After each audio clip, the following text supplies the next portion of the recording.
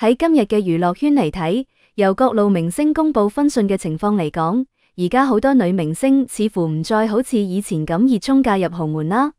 不過唔可以否認嘅係，喺好多人心目中，豪門始終有住獨特嘅吸引力。普通豪門都已經可以令好多女星爭住去束縛，而真正嘅頂級豪門門檻就更加高啦，唔係人人都有膽量同機會去涉足嘅。香港呢座繁華嘅國際大都市，一直都係豪門雲集之地。李嘉誠、郭氏兄弟、李兆基、鄭裕彤、賭王家族、劉鑾雄等等，呢啲名字大家都耳熟能詳。佢哋憑住龐大嘅財富同廣泛嘅影響力，喺香港甚至全球嘅經濟舞台上都佔住重要地位。然而喺香港8年前就形成嘅頂級圈子裏面，真正嘅頂級豪門可唔係單純用財富去衡量等級嘅。霍氏家族就係咁樣一個獨特嘅存在，或者話從財富規模上睇，佢哋可能唔似上面提到嘅嗰啲家族咁耀眼，甚至喺某些時候，財富數值仲可能比唔上呢啲家族。但霍氏家族嘅影響力就非同凡響，其他家族根本難以同佢哋匹敵。霍氏家族又叫做霍英東家族，呢個家族可以有今日咁輝煌嘅成就，全靠最初霍英東白手起家。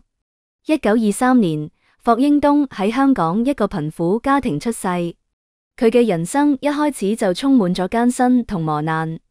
家境貧困嘅佢哋，只能靠出海捕魚維持生計。大海對於呢個家庭嚟講，既係生活嘅希望，又係無情嘅殺手。霍英東嘅2個哥哥喺出海嘅時候遭遇咗颱風，不幸葬身大海。呢個突如其來嘅打擊，令到呢個原本就貧困嘅家庭雪上加霜。然而命運並冇就此放過佢哋，好快佢哋嘅爸爸又因為生病而去世，家庭嘅重擔一下子全部壓喺年幼嘅霍英東肩上。霍英東深知只有讀書先可以改變命運，佢憑住自己嘅努力考入咗學校，本以為可以憑住知識走出困境。然而抗日戰爭嘅爆發徹底打亂咗佢嘅計劃，學校被迫停課，佢不得不輟學。為咗生存，佢開始打各種社會底層嘅小零工。佢做過苦力，喺碼頭搬貨，沉重嘅貨物壓彎咗佢嘅脊梁，但佢鬆冇放棄過對生活嘅希望。佢又做過小買賣，喺街頭巷尾叫賣，雖然收入微薄，但佢依然努力存錢，尋找住改變命運嘅機會。直到1948年，霍英東嘅人生迎來咗重大轉折，佢真正開始做生意啦，去東沙島打撈海人草。呢個係一個充滿挑戰同機遇嘅領域。喺打撈海人草嘅過程中，霍英東展現出咗非凡嘅勇氣同智慧。佢帶領住團隊，克服咗重重困難，唔單止成功打撈到咗大量嘅海人草，仲積累咗人生嘅第一桶金。呢次經歷開啟咗佢風起雲湧嘅一生，徹底改變咗佢嘅命運，亦都改變咗整個家族嘅命運。喺做生意嘅過程中，霍英東結識咗何鴻燊。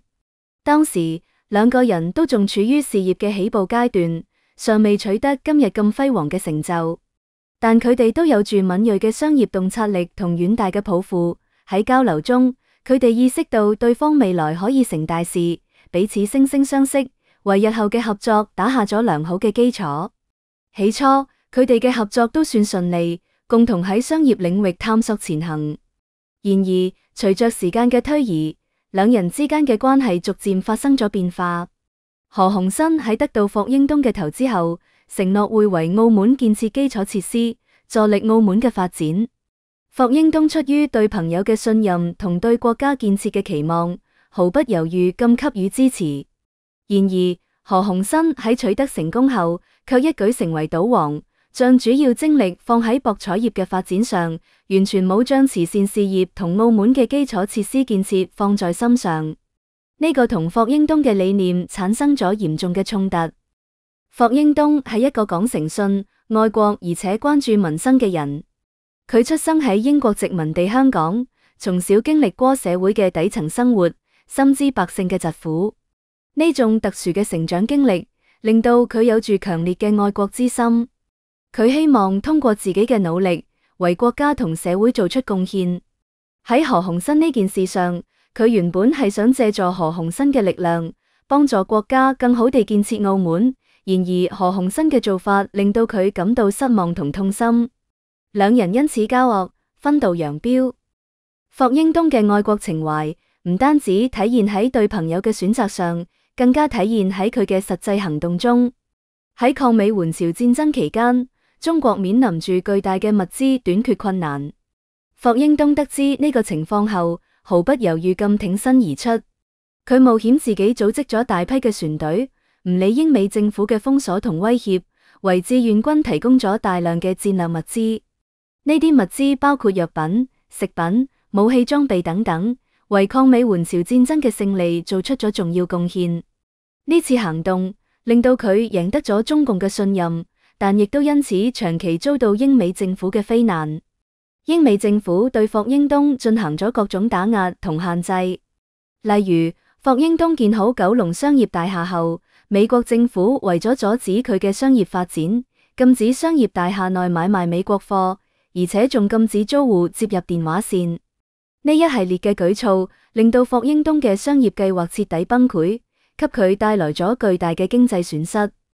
然而，霍英東從來冇屈服於外國人嘅強權之下，佢始終堅守自己嘅愛國立場，一顆愛國之心鬆冇過絲毫嘅遮掩。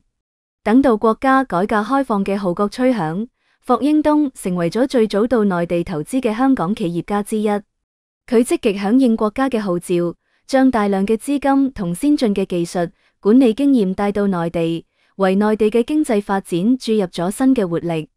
佢喺內地投資建設咗多個項目，涉及房地產、酒店、體育等多個領域。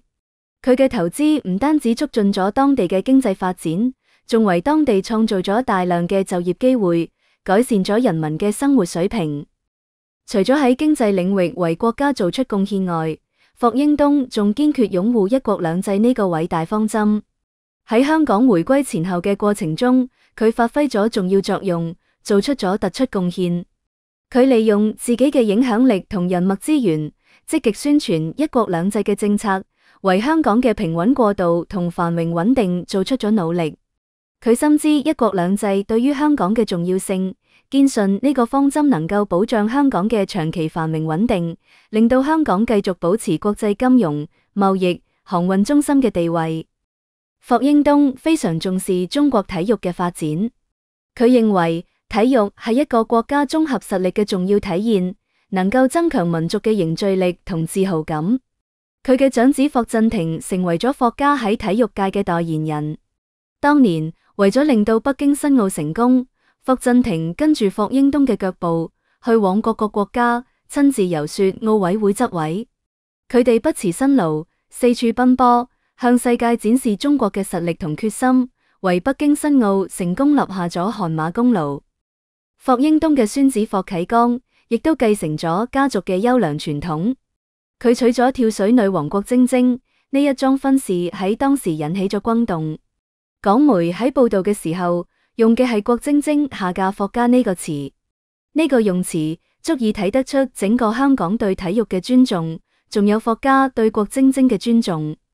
霍家深知郭晶晶喺體育界嘅成就同貢獻，佢唔單止為國家贏得咗榮譽，仲成為咗中國體育嘅一張名片。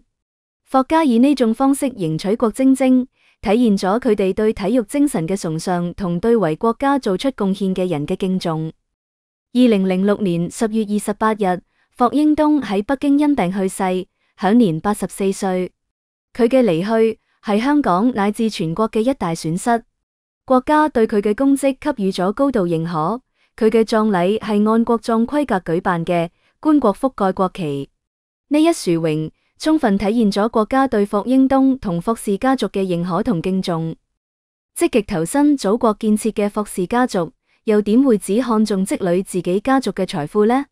雖然從財富數值上睇，霍氏家族僅300億嘅資產可能無法同其他豪門相比，但霍氏家族嘅價值同影響力卻遠遠超越咗財富嘅範疇。佢哋所承載嘅愛國精神、社會責任感同家族傳承，係其他豪門無法複製嘅。霍氏家族嘅故事係一部充滿傳奇色彩嘅奮鬥史，亦都係一部愛國奉獻嘅壯麗史詩。佢哋用自己嘅行動詮釋咗咩叫做真正嘅頂級豪門，那就係唔單止要有雄厚嘅財富，更加要有高尚嘅品格同強烈嘅社會擔當。喺未來嘅日子裏面，霍氏家族將會繼續傳承同發揚呢種精神，為國家同社會做出更加大嘅貢獻，書寫更加輝煌嘅篇章。好啦，以上就係本期嘅內容。如果你喜歡我哋嘅節目，歡迎訂閱、點讚、轉發，感謝大家嘅支持。